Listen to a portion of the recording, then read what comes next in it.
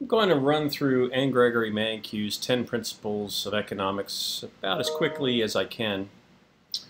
Um, these 10 principles are not something like the 10 Commandments written in stone, or even the Bill of Rights, the first 10 amendments to the U.S. Constitution. By that I mean these are not some generally accepted thing where you could say, oh, according to principle number 4, in conversation with some economist, and they would have any idea what you're talking about. These are just N. Gregory Mankiw's way of introducing principles, or an Econ 101, 102 level kind of course. It's just his way to make an introduction. It's a mile wide and an inch deep, and it's just a nice way to present this stuff. And this stuff is about the same in any 101, 102 level textbook in the first chapter or two. So I'm going to use this way just because it's a nice way to go about it. Thank you very much, N. Gregory Mankiw. The first of the 10 principles is that people face trade-offs. Sometimes I feel like people don't want to hear that. They don't want to hear that there's a trade-off to something that they want to do. But that's kind of the nature of economics. One thing it's called is the dismal science, and it's because people who are involved in the study of economics tend to see the trade-offs involved with a decision that other people don't want to see. So going along with this is this phrase, there is no such thing as a free lunch. Most textbooks have that little cliche, there's no such thing as a free lunch. Or they say there's no such thing as a free ride, essentially the same thing. Or we often hear nothing's free. Similarly, we hear if something sounds too good to be true, it probably isn't. That latter one is descriptive of people trying to convince us that there's no trade-off in something they might want us to do. So I'm going to focus on the free lunch thing because several years ago I was driving on Route 50 and I was thinking about lunch. I was thinking about where I was going to get lunch. I was out running errands and thought, well, I could hop into Mission Barbecue and grab lunch there, or I could shoot over to Red Hot and Blue. Obviously, I'm a fan of the barbecue. These things were running through my mind when I heard on the radio that I was listening to that the radio station, the DJ was broadcasting from a car dealership on West Street, which is right down the road actually from Mission Barbecue, and not far from where I was already driving. It was right in my path, more or less. So they were broadcasting there, and they were giving out a free lunch. That exact term. If you stop by to visit at a car dealership, parking lot, pull in the parking lot, a car dealership, you go inside to get the lunch. They also gave away some quote-unquote free CDs, which I did take advantage of all this. I went there, and I got the free lunch. The lunch was, I cannot remember if it was tuna salad sandwiches or chicken salad sandwiches. And I got away unscathed. By that, what do I mean? What are the costs of this free lunch? You know, I was in the market for lunch anyway, and I was in the area anyway, so I didn't have to drive out of my way. So the cost of driving there wasn't really a factor. It could have been, but it wasn't. It didn't cost me any money. I didn't give them any cash, whereas if I'd gone to Mission Barbecue, I would have had to spend cash. Why do you suppose they were broadcasting and doing this free lunch thing at a car dealership? The answer is because the car dealership's happy to host something like this because they know if they get enough people to come on the lot, their highly talented sales force will convince some of those people that they need a new car. And you should know that if you step foot on a car dealership. They're very good at that. That's why they want you there. Now you might think, well, I'm really good at just saying no, I won't do that. Or you might think, hey, my credit's absolutely terrible. They couldn't put me in a new car no matter how hard they tried. Both of those things could be true, but you still, by doing what I did, you're still not getting a free lunch. What else did I give up to get that free lunch? Well, I gave up the opportunity to go to Red Hot and Blue or Mission Barbecue.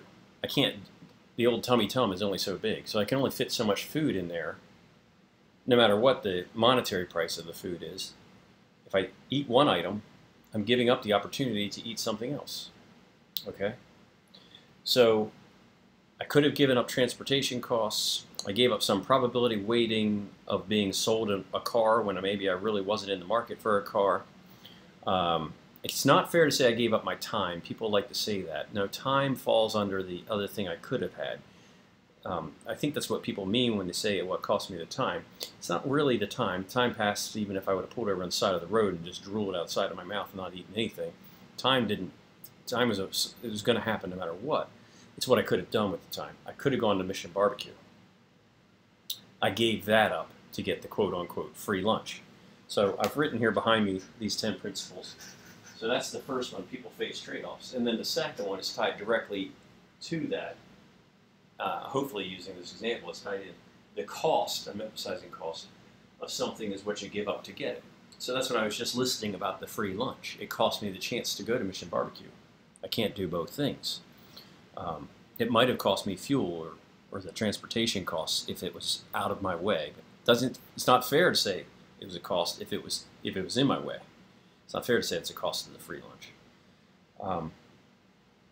It cost me that probability weighting of being sold a car. So those are the costs of the quote-unquote free lunch. That's why there's no such thing as a free lunch. So the sum of all the costs of something has a name. It's not on my board, but it's a name you need to know. The sum of the costs of what you give up to get something is called the opportunity cost of that thing. The opportunity cost of that is the sum of everything you give up to get something. We usually focus on the other opportunity, not just the sum, but the other part, which here, the focus, the point of interest, is the other lunch I could have had. Okay, so I hope that's making sense. That leads us into number 3, and the sandwich thing, the lunch thing, can still work. As an example of number 3, at least I think it can. Number 3 is that rational people think at the margin. And I have a little asterisk beside think, because I want to delve into that term, that word a little bit. But let me give you the big picture point of this number 3 before I do that. Rational people think at the margin. Okay, so here I am. I'm faced with a decision. Go get a free lunch or go buy lunch at, say, Mission Barbecue. Okay, now, when I got the free lunch, as I said, it was a tuna salad sandwich or chicken salad sandwich, okay? It wasn't bad. It was all right. But let's face it, it was food. It was just food. It was something to eat. Mission Barbecue, however, is delightful. It's yummy. But it's also filling and nourishing. It's also food. So I have food, and then I have food. Now that I'm given the opportunity, the chance, that is, I should use that distinctly, the chance to get this free lunch without spending any money. Suppose I did decide to go ahead and go to Mission Barbecue anyway. I heard on the radio I could get free food here, but I decided against it, and I went and got better food there. For the money I spent, let's say 10 bucks, what did I actually buy? Did I buy food? Well, not really, because I could have had that without spending the $10. That's not what I bought. That's not what I chose to buy once I faced the decision. What I chose to buy once I faced the decision between something that didn't cost me any dollars and something that cost me $10 was the qualitative difference between the two options. The marginal benefit in food quality is all I really bought for $10 if I went to Mission Barbecue. That's rational people thinking at the margin. Did I actually, this is why that star is there beside the word think, did I actually think that through? Well, how much do I value the qualitative difference between a tuna fish salad sandwich and a pulled pork platter? I didn't do that calculation in my mind, but subconsciously or without deliberately doing it, I did do that calculation. And I decided, no way would I spend $10 just for a slightly better lunch when I'm out running errands anyway and I'm not that concerned with the quality of the lunch.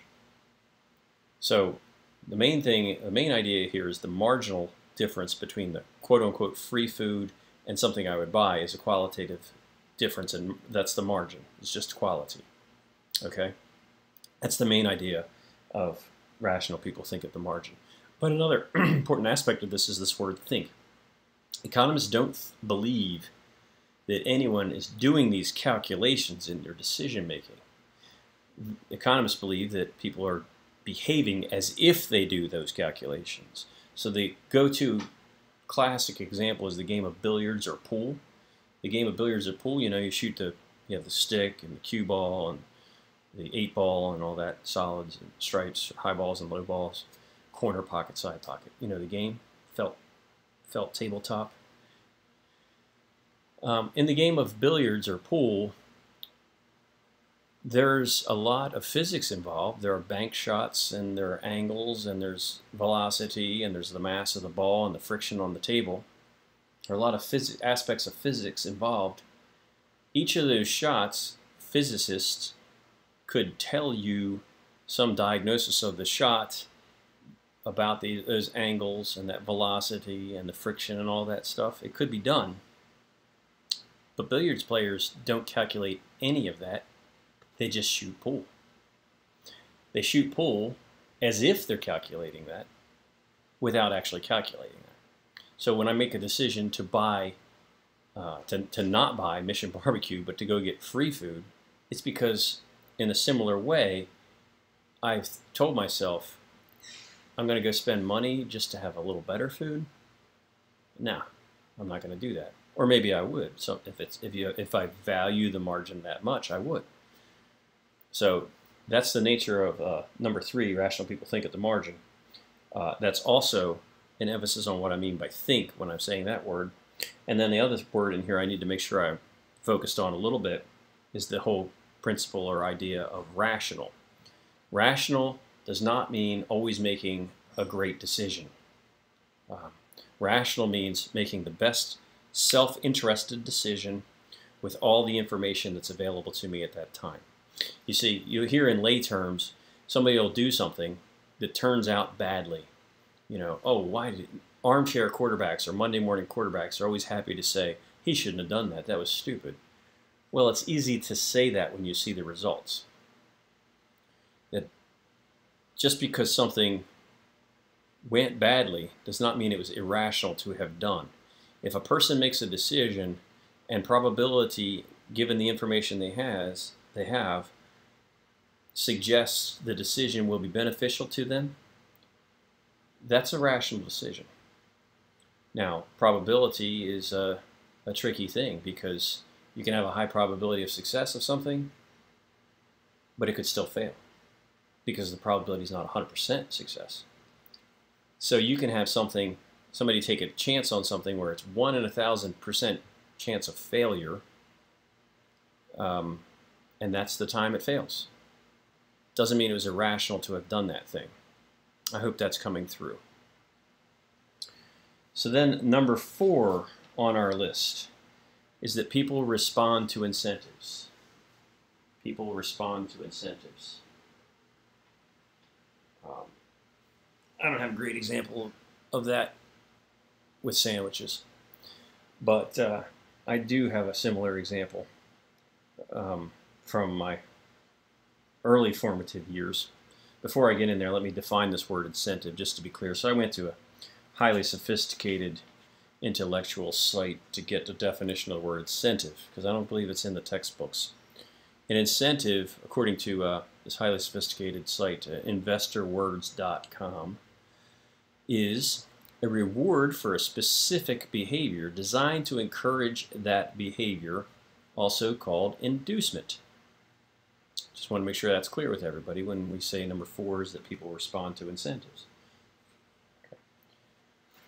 So, when I was in high school, there was a person in my high school class. My high school, by the way, I'm from Cecil County, small rural community. Everybody knows everybody. My whole high school was 6 grades, 500 students. There was a guy in my class who had a lot more financially going for him or his family than I'd say most of us had. Certainly above average in rural, what do you call it, closet community for for Delaware is where I'm from. Generally pretty poor, and this guy had his family had, relatively speaking, had money, and it was because everybody knows everything about everyone. It was generally understood he had a tendency to get the things he wanted. And when we were all coming of age to drive, most of us had to buy our own cars. Some people could get like hand-me-downs from their parents. And I don't know, there were a few people, very few, whose parents outright bought them cars when they were turning 16. And he was one of these few. It was known,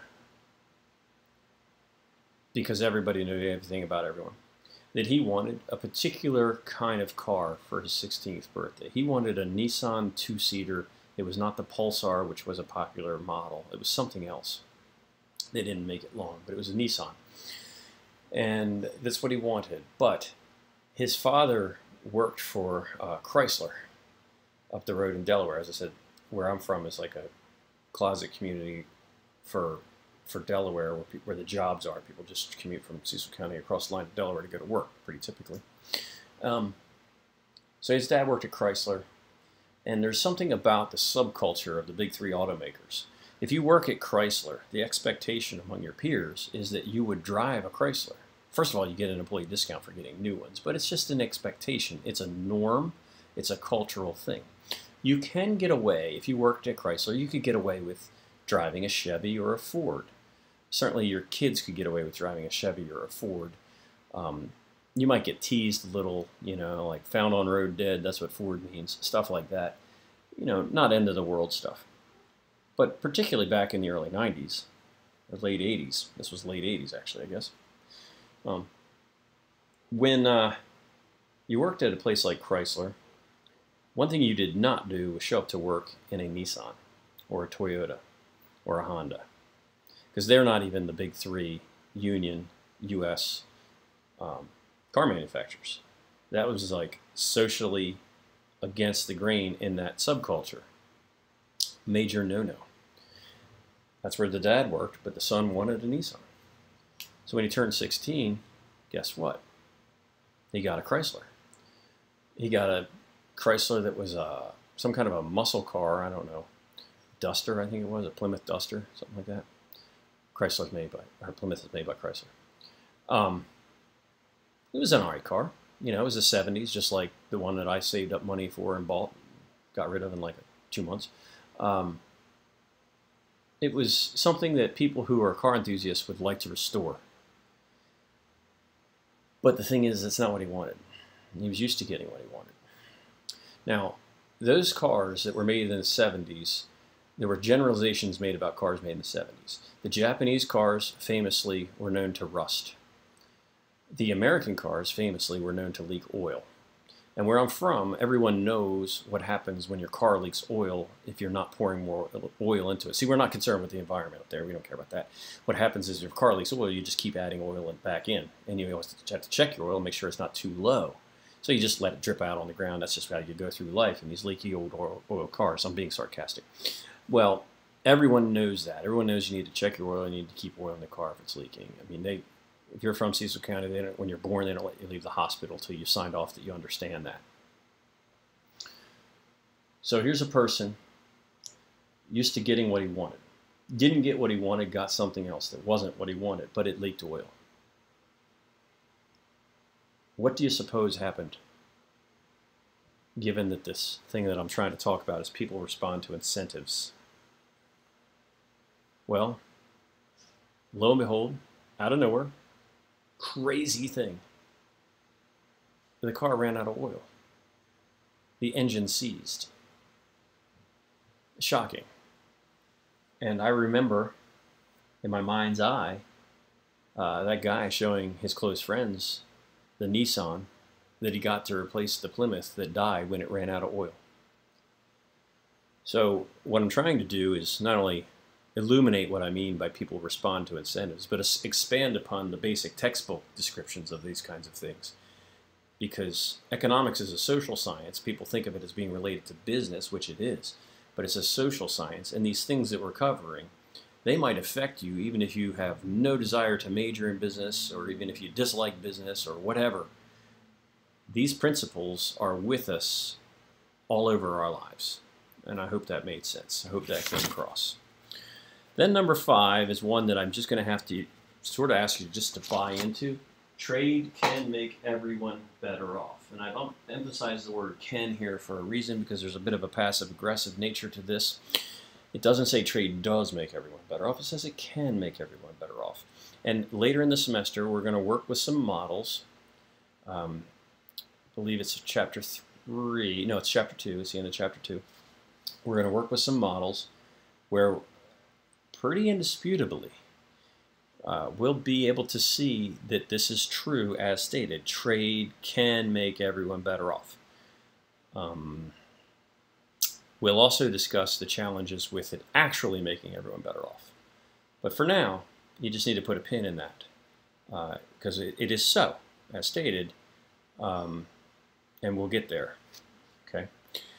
So then number 6, markets are usually a good way to organize economic activity. It's up top right there. Markets are usually a good way to organize economic activity.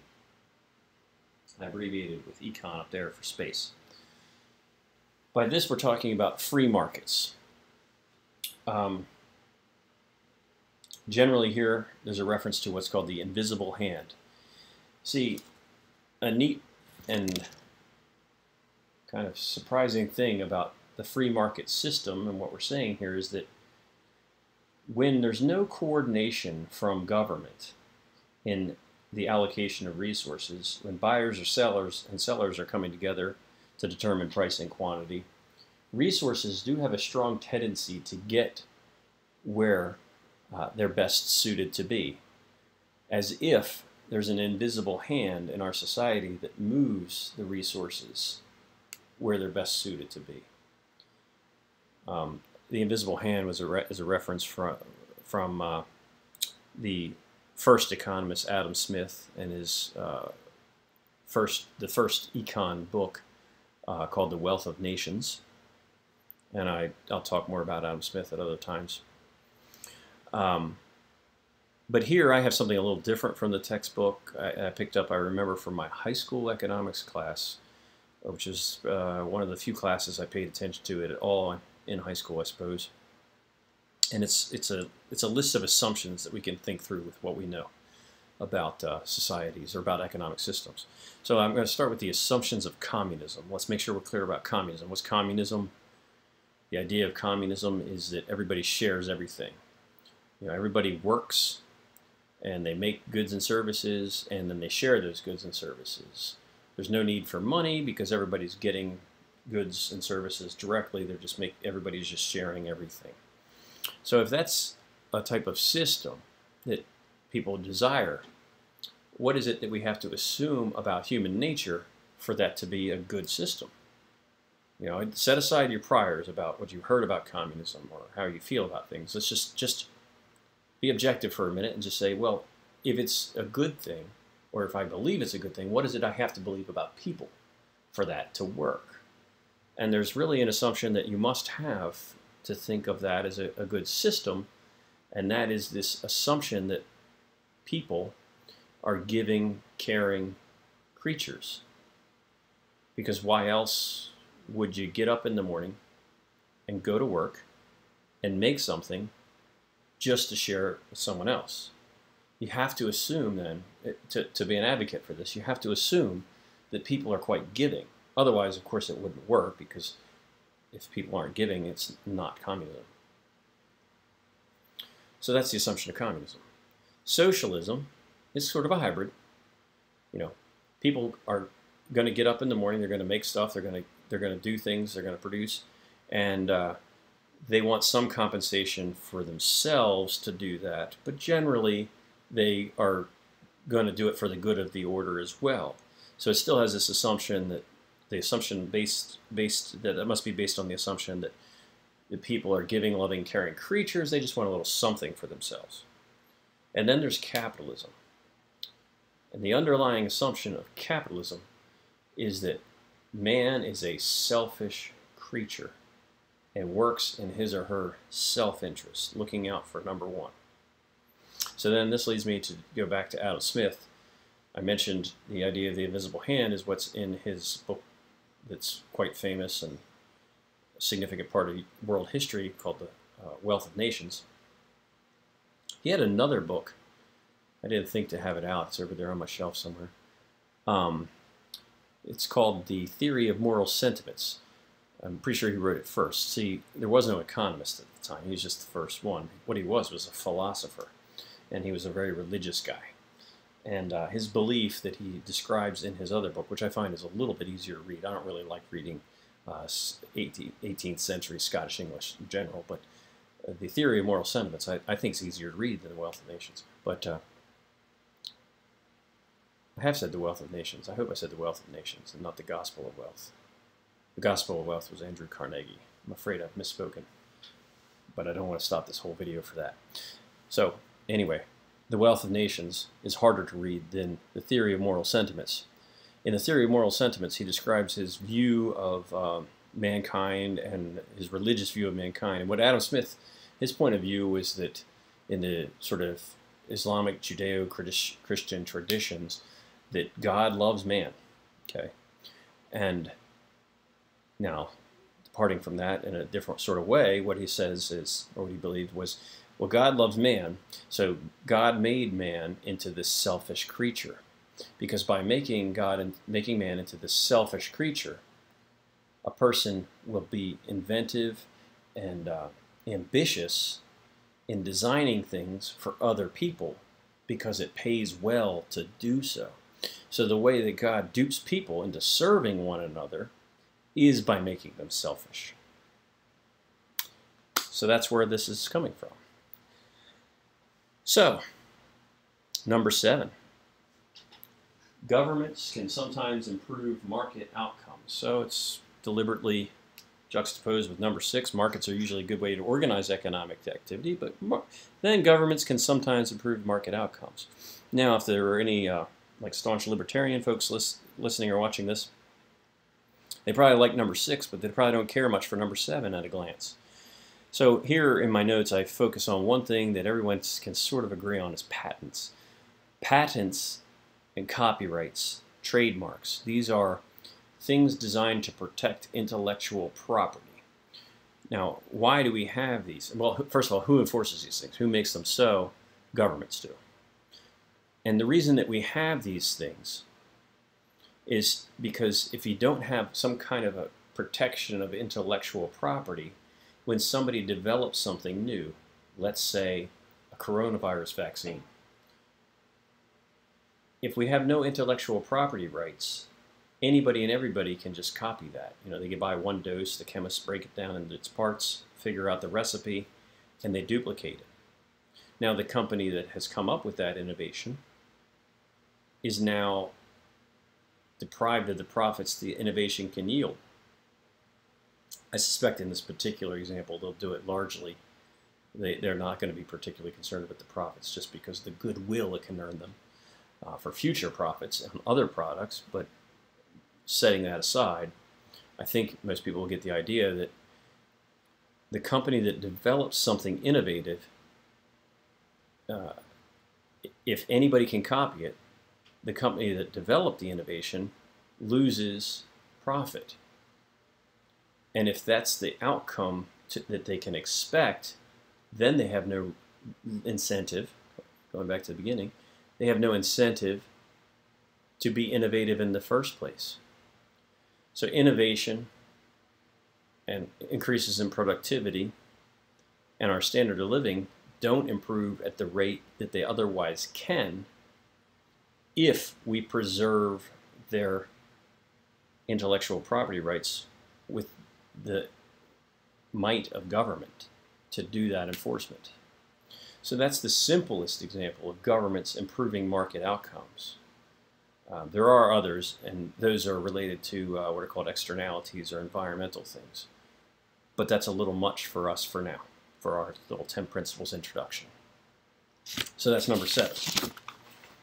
Then number 8, a country's standard of living or SOL, which has a different meaning where I'm from, although SOL could fit here if it's not a positive thing. A country's standard of living depends on its ability to produce goods and services. Depends on its ability to produce goods and services. Now, when I was in high school, I remember the narrative in U.S. history being that the United States became an economic powerhouse, or whatever you want to call it, when the European settlers came here and exploited the natural resources that this land is richly endowed with. And that's not mutually exclusive from what I'm about to say, but what I'm going to say is that that's not the only reason a country has a high standard of living. I compare us, the United States, to Japan for this example. I've looked it up and I don't remember exactly. The combined landmass of the mainland Japan and the islands of Japan is not dissimilar, that combined acreage, to the state of California, which is a big state geographically and economically. It's the fifth largest, last I heard, it's the fifth largest economy in the world. The state of California alone is. So it's a powerful economy, California is, and it is large in landmass. Our 50 states are not divided equally in landmass. However, it is but one of 50 states. It's a small, while it's a big state, it's still a small portion of our country as a whole. And yet Japan, in its entirety, is roughly the same size as that. So, if the natural resources explanation that I was given in high school was the whole explanation for a country's standard of living, then Japan's high standard of living wouldn't make any sense. Because Japan does have a high standard of living. Japan's standard of living is very close to ours, no matter, as far as I know, no matter how you measure it. So what can explain this if it's not the natural resources? If the natural resources argument is inadequate, what's the rest of the story? Well, this is the rest of the story. A country's standard of living depends on its ability to produce goods and services. And this leads us to another term, subterm, not one of our 10 principles, but a term underneath of this one, and it's called worker productivity. Worker productivity is worker output per hour. It's what the workers can do, a country's workers, it's what those workers can do with the resources they have, is worker output per hour, or productivity. So what affects that? Could be the health of the labor force, it could be the education or the skill level of the labor force, and it can also be incentives, because incentives affect how hard people work or how innovative people are. So again, number 8 was a country's standard of living depends on its ability to produce goods and services. And that ability is driven by worker productivity. Then number 9, and these I can go through pretty quickly because they're too complex to do very, very slowly or in depth here. Number 9 is prices rise when governments print too much money. Prices rise when governments print too much money. And so this gives us a chance to define another term that I think everybody watching probably already knows. The term is inflation. Inflation is a general rise in the level of prices. Inflation is a general rise in the level of prices. If prices are rising, let's focus on dollars, could be any currency. Okay. If prices are rising, that means each dollar buys less of a portion of the good, of a token good, right? It takes more dollars per good. That's what price is, dollars per good. You know, if you go into 7-Eleven and say how many dollars for this, the person behind the counter might look at you a little bit. But they'll know and they'll respond with the price. So price is dollars per good. So just boiling this thing down to make it as simple as possible, this prices rise when governments print too much money. If the size of the economy is this much, this much in goods and services, and there were this many dollars chasing it before, and then the government prints a lot more dollars, well, that's more dollars per good. Dollars per good is prices. That's the simplest I can think to ever make this idea pared down to. But inflation can be driven from any number of things, or a lot of things that can drive inflation. But this is just a general, decent rule of thumb that prices rise when governments print too much money. And that's the most simplistic explanation I can say as to why that's something we should be able to count on as a principle. And then number 10, society faces a short-run trade-off between inflation and unemployment. Society faces a short-run trade-off between inflation and unemployment, and there I abbreviated SR for short run because these notes are available on Blackboard, so I didn't want to spend a lot of time and space writing something that's already printed or printable anyway. So what we're saying here, and it's tied to the idea of printing money, is that sometimes if a government chooses to accept inflation, a rise in one thing, what they can expect, and the reason that they would do that would be to see a fall in the other thing, which here is unemployment. So if unemployment is high, in our case, our central bank has some power to accept greater inflation and lower unemployment. And it's a trade-off because it's a back and forth kind of thing. But it's a short-run trade-off, and I have to define what short-run is. Short-run, you might be thinking, what is that, a week? Is that a month? Is that 6 months? Well, it's like so many things that we're going to talk about over the course of the semester. The answer to that question is, well, it depends. There's an old quip. If you had 100 economists in the room and you asked them a very simple, straightforward question, how many answers would you get? You have 100 economists in the room.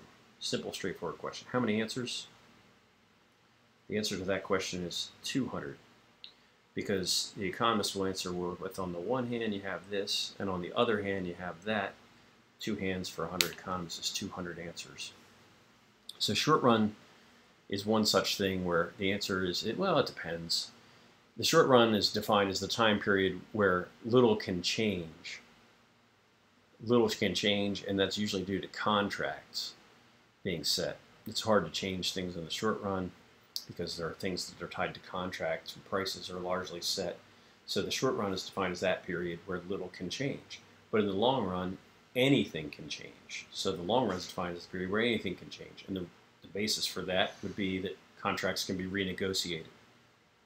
Okay, so society faces a short run between trade-off and unemployment, meaning the Federal Reserve or our central bank can accept higher inflation to lower unemployment, but it's not something that can be perpetuated indefinitely.